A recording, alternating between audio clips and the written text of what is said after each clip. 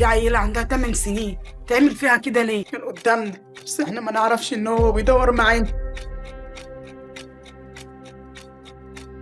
خدها كانت بنتي اللي ما خلفتهاش. أحيانا الشيطان بيكون أقرب مما تتصور، وفي ليلة طفلة بريئة تختفي من بيتها بدون أثر، البحث في كل مكان والجاني وسط الناس، والإجابة قدام عينيهم ومش شايفينها، واللي دفع الثمن هدى اللي اتشهرت بضحية قعدة الكيف، واللي آخر كلمة قالتها لواحدة جارتهم ينفع أقولك يا ماما؟ والسؤال المهم يا ترى إيه أصل الحكاية؟ لكن قبل ما نبدأ حضر مشروبك وحط السماعات، ولو جاهز يلا نبدأ قصة النهارده.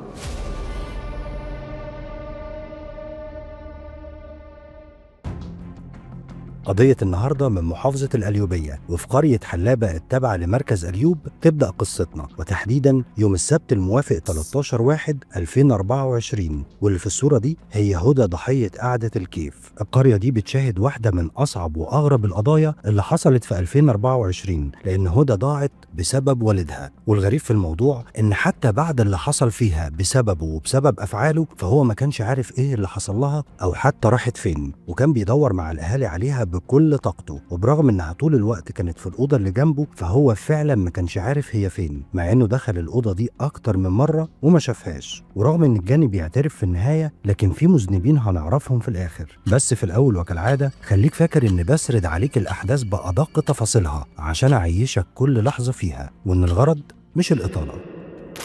تبدأ قصتنا مع نصر محمد حسنين اللي عنده 30 سنة وشغال في جامع الخردة، بيعيش مع بناته الاتنين، هدى اللي عندها 8 سنين ودينا اللي عندها 14 سنة، في بيت بسيط على أطراف القرية، وده بعد انفصاله عن والدتهم قبل الواقعة ب6 شهور بسبب خلاف كبير أما بينهم وكان السبب في الانفصال. والخلافات دي مش هي الأساس في القضية، المهم دلوقتي إن الأم سابت حضانة بناتها للأب اللي هي أصلا ما تحملتش إنها تعيش معاه، وكمان عارفة إنه بيشرب وفي أغلب الأوقات مش بيتحكم في نفسه، ازاي امنت على بناتها معاه. نرجع تاني لنصر وبناته الاتنين اللي كانت حياتهم مستقرة الى حد ما بعد الانفصال، ونصر في الوقت ده كان كل همه الشغل وبناته اللي بيتجمع معاهم وبيسهروا كل ليلة سهرة عائلية مع بعض. نصر وبناته الاتنين كانوا متعودين على السهرة العائلية دي كل يوم تقريبا، حياة شبه مستقرة وهادية لحد يوم الجمعة الموافق 12/1/2024 عشان كل حاجة تتغير بعد التاريخ ده. وبعد ما كانت القعدة دي مصدر فرح وتسلية ليهم بقت مصدر كابوس،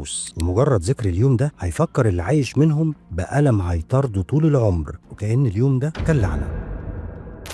قبل اليوم ده بشهور بسيطة نصر كان متعود انه يقعد ويسهر مع اصحابه، وبما ان نصر مش متجوز فالقعدة هتكون عنده، وده اللي بقى بيحصل كتير وبشكل مستمر، والقعدة مش هتكون حلوة